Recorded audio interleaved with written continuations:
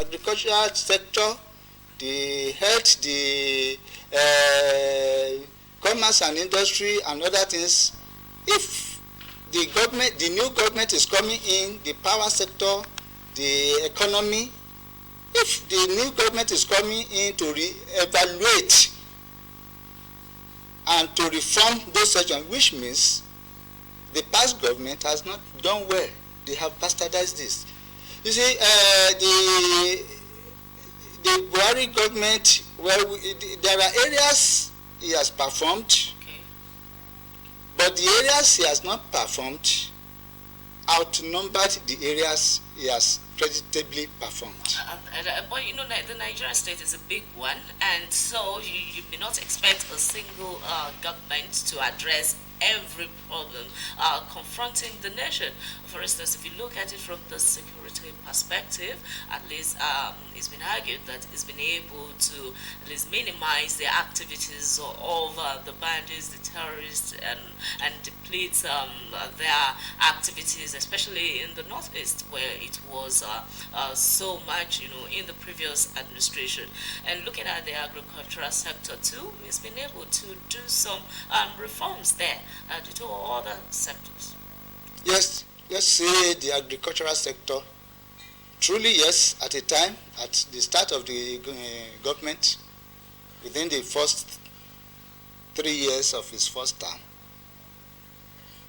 where there were reasonable development about the agricultural sector, but the impacts are not felt by the Nigerians.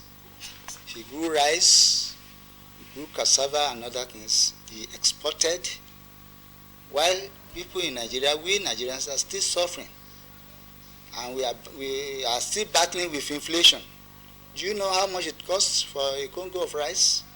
Presently, the present day Congo of Gari, do you know how it costs?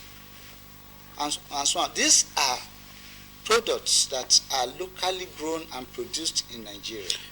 So for any meaningful impact, that we will say, yes, in the agricultural sector, a Congo of rice is being sold for 200 or 250 naira. Then we will say there's a positive impact.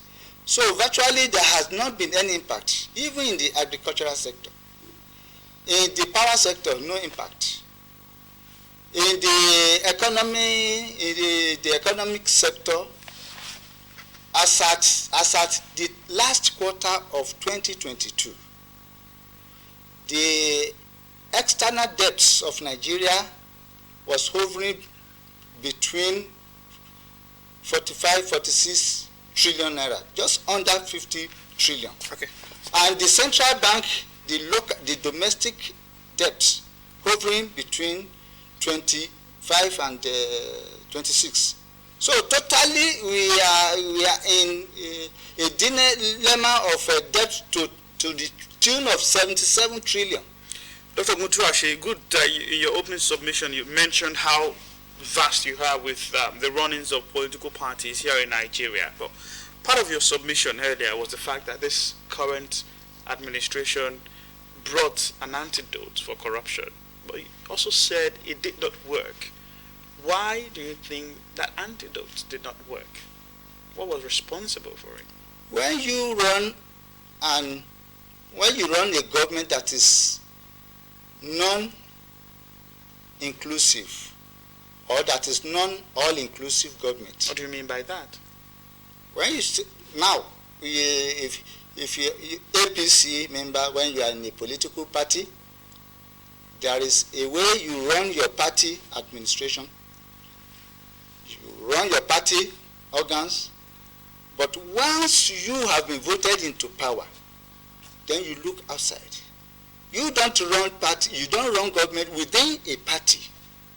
You bring competence. You bring people from even opposition parties. People you identify. And you think that has not taken place in this administration, or perhaps how well have other successive administration also done this? At the beginning of the administration, in the first instance, there were unreasonable delays in the appointment of cabinet.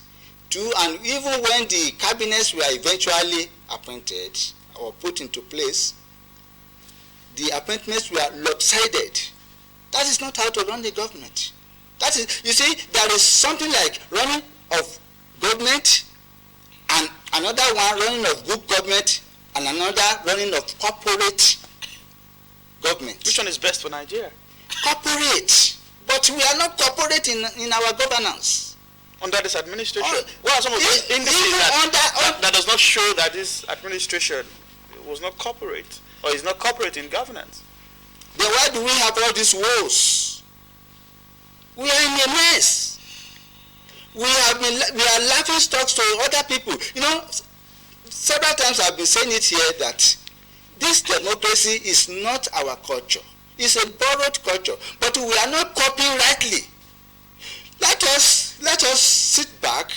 Let us make clinical analysis of how it is run, successfully run, in the countries we have borrowed the ideas. You see, it's not being, there's no justice. You cannot boast of justice until you lobby for it or you buy it. You see, what is prevailing in Nigeria is bought justice. There's no right until you lobby for it. So perhaps you're also in a way alleging that there have been compromises in some way. But let's just move this conversation further, Dr. Oguntuse, to talk about some of the issues Nigerians have also had to contend with, particularly with this current administration that's about 7 days to go. Aside all of the minuses that you've mentioned, what do you think this government has also been able to do that would, in years to come, also, be something to point at and say, yes, this is also contributing to our development in the long run? Because the advisors to the Mr. President continue to say that when he leaves office, Nigerians will get to know that truly it's done well. The only last minute assignment this present government can do is to ensure a smooth handing over under any condition, a smooth handing over to a new government. Because presently there are litigations and contests. The results of the presidential election, the results are being contested in the court. But regardless of the contest, let this government ensure that it hands over to a new government, that is the Tinubu government, by 29th. Then from there, if all the damages, we can now start to be repairing the damages. It's too late now for Buhari to say, okay, I've opened the border, I've done this, these are fake promises. Why did you mention the border? Do you think that decision was also wrong? The purpose or sanity behind the closure of the border initially was to restrict movement of all these terrorist appellants, bandits, and the importation of all these arms and ammunition, all to safeguard the safety of the people and the unity of the country. But at a time, we knew that the federal government lost grip of that focus.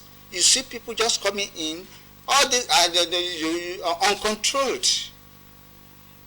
You see, when you open border, then the trade interactions, then it will stem down, it will bring down the prices of food. If you go to the nearby country and buy a bag of rice for 3,000 naira, you can resell for 4,000 or 5,000 here. You know how much a bag of rice is sold presently. But let's take a look at this statement credited to the president. I'm taking a look at it from the papers about when it's now 7 days to the end of his tenure. But when it was 13 days, he put out these words. He says, President Buhari has said that his administration in the last 8 years has helped to build a firm foundation for a prosperous Nigeria. Of course, part of what he also mentioned, he was represented at the event where he spoke by his chief of staff. He says, Buhari said it became imperative to ask Nigerians to seek redress in court if they are not happy because he's a veteran in politics having contested many times before he finally won. Of course, he also spoke about, the using opportunity of the proximity, talking about those who have been elected, to have an instant pulse on the needs and challenges, just as he urged them to devise creative and judicious means of addressing myriads of issues that confront the people daily. This is one issue some Nigerians have also talked about, that it appears the president did not feel the pulse of Nigerians enough. Did he? No, not that he didn't feel. You see, all the statements credited to him are constitutional statements. They are legally admissible statements. You see, in any election that is contested, any election that the result is contested, then it means there are three steps to be reviewed. One, the primary election. Two, the general election. Three, the court. So the court is part of the election process. But so did the president? So when he says aggrieved candidate can go to court, it's still because he's saying that because the results are contested. If results are not contested, there's no need for him to make that statement. But about feeling the pulse of Nigerians in his 80s. Regardless of the feeling of pulse, that is what is in the Constitution. What I'm saying, in terms of the decisions the president has had to make, or has made in the last 7 years or 7+ years of his administration, do you think he's also had to feel the pulse of Nigerians before making some of those decisions? You mentioned the issue of the inflation rate in the country. There are representatives. He has ears and eyes all over the country. Did the ears and eyes feed him well? Well, that is the problem. You see, most of these, our leaders, they rely on wrong information from confidence because they know these people, they are my people, they are my confidence. So whatever they tell them, they tend to believe that that is the truth. So you think that's part of the undoing of this administration, of the president? It has contributed to it. All right, so looking at what this administration has been able to do, some few days to the end of this administration, we are seeing new appointments here and there, and people have been saying, or sort of, some people have faulted this new appointment, while others believe that, it is still within the constitutional purview, of the president to do so. To your own assessment, what would you say? Remember that earlier you mentioned that there is need for an all-inclusive government, to have a successful government. Well, in the Tinubu-led incoming government, there are two major types of appointment. And we see Tinubu extremely as a man or an administrator with gargantuan vision and mission. People give him respect. And we expect that he will do justice to the appointment of his cabinet to the satisfaction of all Nigerians. Some names are flying around, Dr. Now, Musashi. yes. Have you seen some of those names? I am coming, yes. Okay. That is the intention and that is the mind of the people and that is the suggestion of the people. But the first appointment of some people. Now in the appointment of the cabinet, one, I have said it earlier that his cabinet should be all-embracing. He has even said it in the process of selling and serving his blueprint that he will appoint people of competence. He will appoint people of competence, but the appointment solely should be all-inclusive, all-embracing, not majorly from APC. You see, most people hovering around him for appointment are either his political associates or his friends or old-timers. So you should not make a mistake of recycling old-timers whose times have already expired. Because there's no way he would not want to reflect back. Expired in what sense? Yes.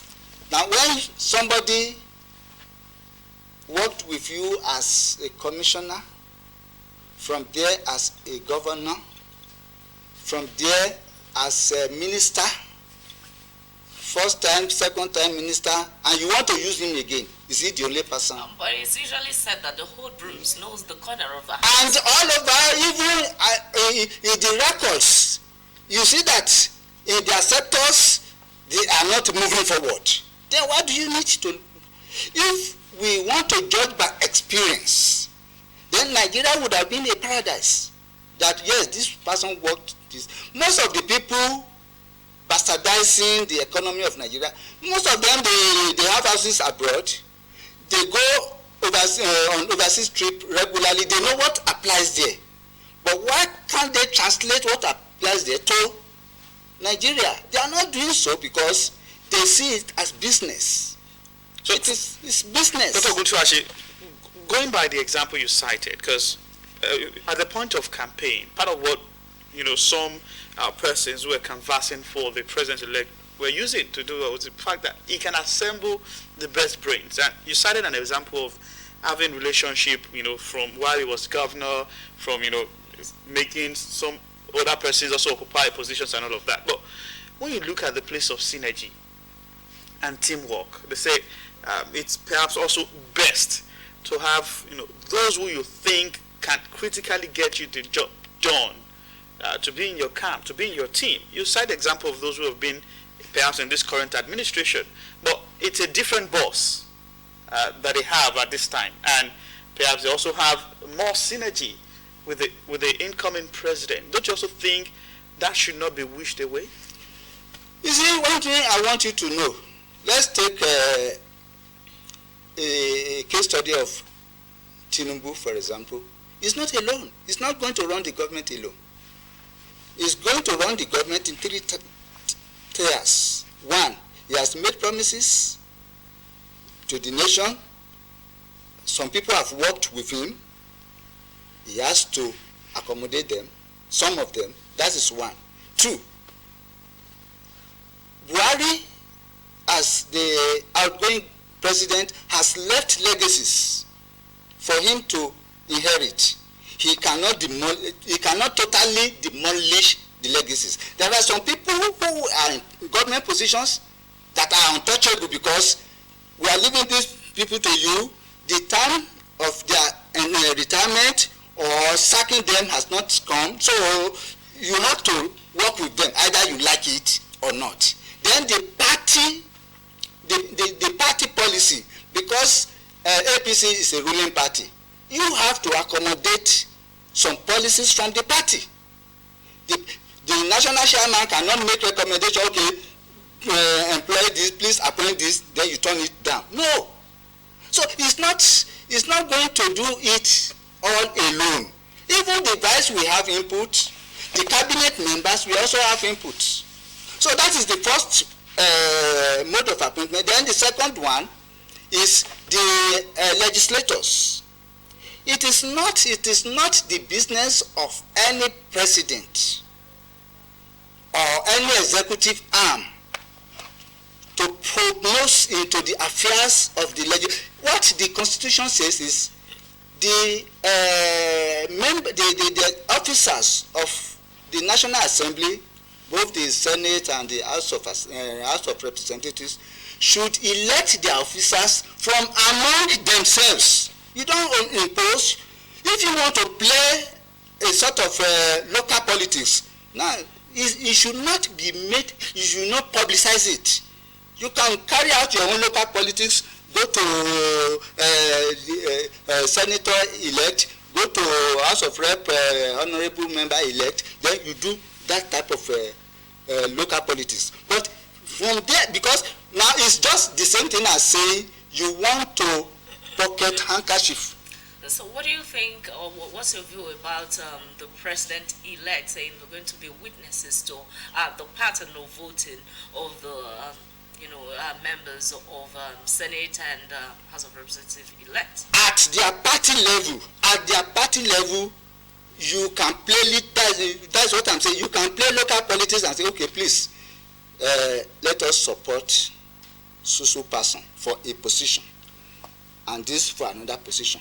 When it gets to the House, it may work, it may not work. But currently, Dr. Oguntuse, we have names talking about the zoning arrangement for the leadership of the National Assembly that's been put out by the All Progressives Congress, APC. And part of the, the words we also hear behind those names is the fact that these are the people that the president-elect wants. These are the people he wants to occupy those positions. And you look at the reactions that have also followed. It's not going down well with some members of the House. And when you look at all of these issues holistically, do you think the incoming administration is starting on a very good note?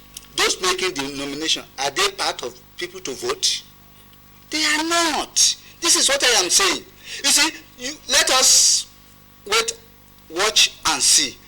We will see surprises. The National Assembly members, they have a way of playing their own politics. They have their own way of playing. When they are sworn in, and as at the appropriate time to elect their own officers, you will see surprises. I don't think the president-elect knows that politics. His wife is also a senator. He was a senator. The national chairman of the APC was a senator. You have the deputy national chairman, a senator. The vice president-elect, a senator. Don't you also think they know the workings of the National Assembly before putting out some of these recommendations or these names? They know. What they are doing presently is they are lobbying. They cannot impose. They can only lobby. Their lobby can say true, and it may not say true. They know.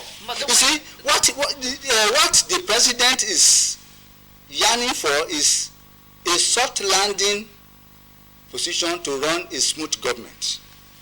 But when you say, okay, I put you there as Senate President, as Speakers of Representatives, indirectly they are subservient. If there's any bill from the National Assembly, the President will endorse. If there's any proposal from the President, from the Executive, the National, they will endorse. So that is smoothness in governance.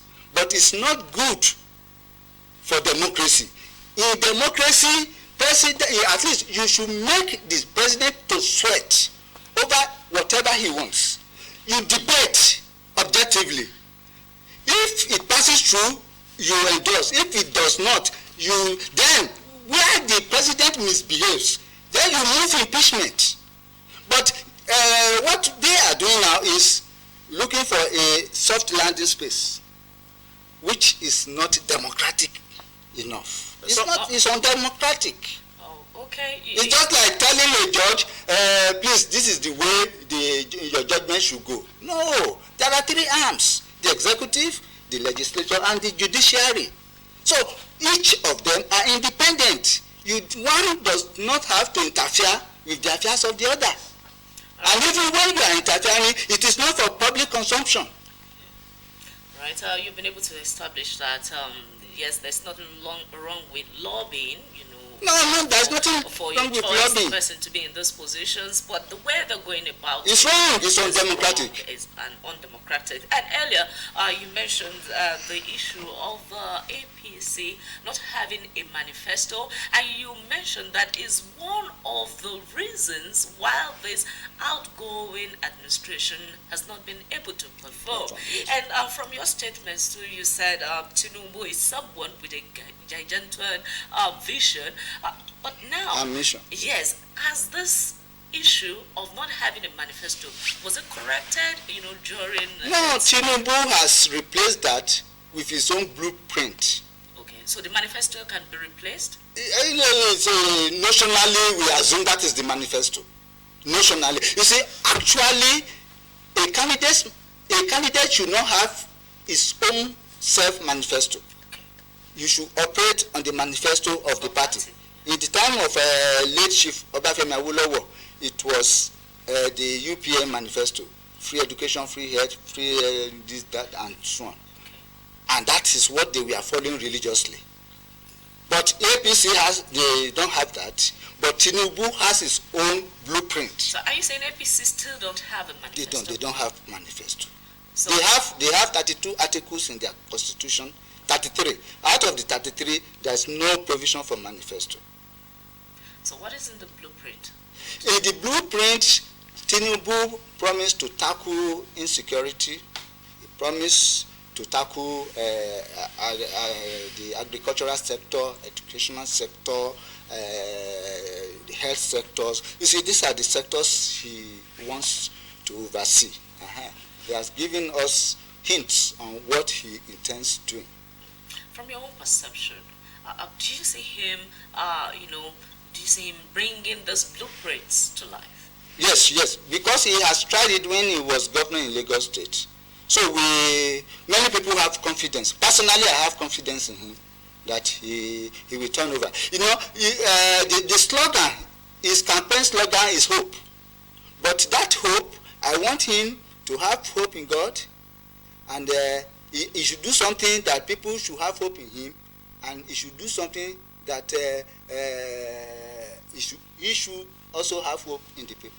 But beyond all of these catchy phrases or words, because I'm looking at what President Muhammadu Buhari also campaigned with in 2015, it was change. In 2019, it was next level, and with all of these words are also, some form of manifestos of I will do this and I will do that. But now that we're talking about the hope agenda, or the renewed hope agenda of Bola Tinubu, and just like you said, that the party does not have a clear picture, or perhaps things to work by, and the candidate is bringing that up. So for any government to also run smoothly, it also needs the collaboration and the support of the political parties. Don't you also think they have to be on the same page with this? Yes, there are certain parameters he has to work with on assumption of office. Number one,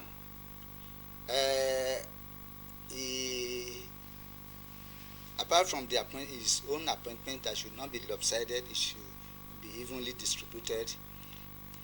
Putting round peg in a round hole, he has to do that.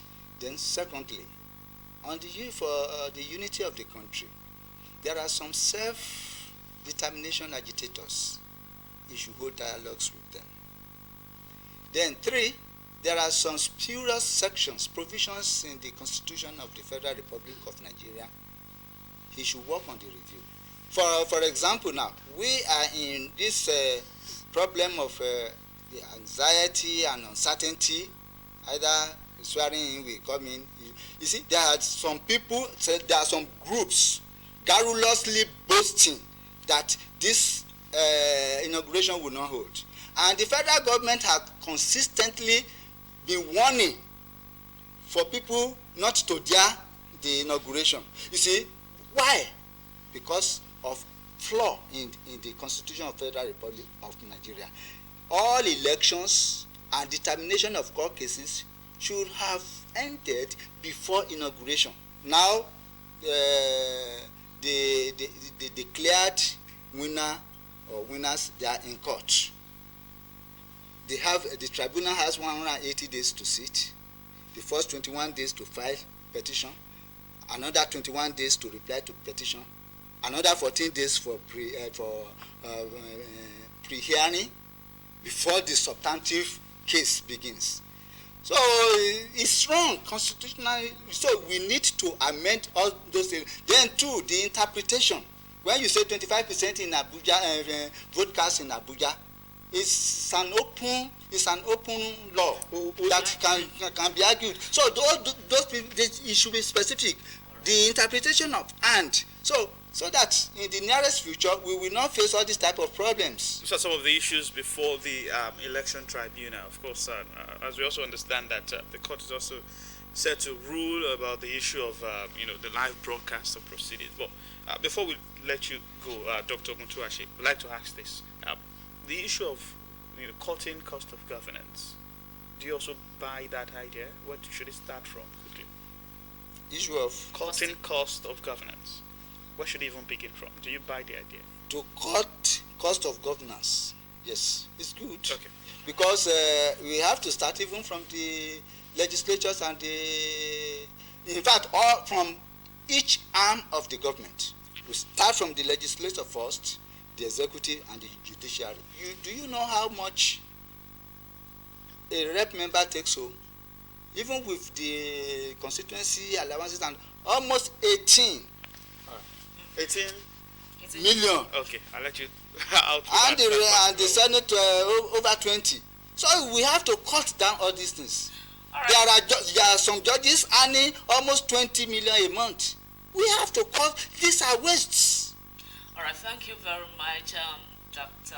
Foluso Oguntuse, for honoring our invitation today, and for all the comments that you have made, on the show today. I believe that the concerned people, will take heed to some of the advice that you have given.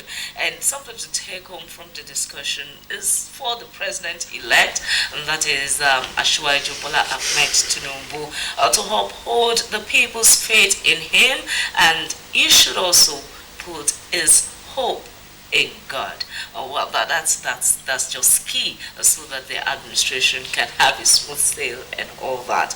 Well, this is how much we'll be taking on the show for today.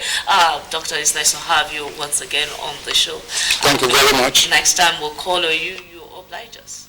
Thank you. Yes, I will. All right, from Said. Of course, it's Monday. Do well to start your day. Perhaps your day has already started, but of course, see it through on a very good note. I'm Said Aribisala. Bye-bye. All right, and my name is Folashade Ogido. Saying bye for now.